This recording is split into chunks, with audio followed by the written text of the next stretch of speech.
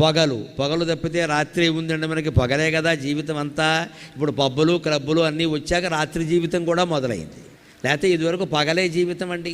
రాత్రి అప్పుడుండి మన విద్వాన్ విశ్వం గారిని ఒక ఆయన కవిత రాస్తాడు, గూటిలో దీపమును పెట్టి నోటిలో కబళమును పెట్టి అంటాడు. గూటిలో దీపం పెట్టేవారు పూర్వం, నోట్లో ముద్దెట్టుకునేవారు, పడుకునేవారు, ఇక మాట్లాడేవారు కాదు. రాత్రి అంటే ప్రశాంతం. ఇప్పుడు జరగకూడనివన్నీ రాత్రే జరుగుతున్నాయి. అసలు పగల కంటే రాత్రే ఎక్కువైపోయింది మనకి. ఈ రాత్రి జీవితం నుంచి మళ్ళీ పగటి జీవితానికి మనం మారాలండి.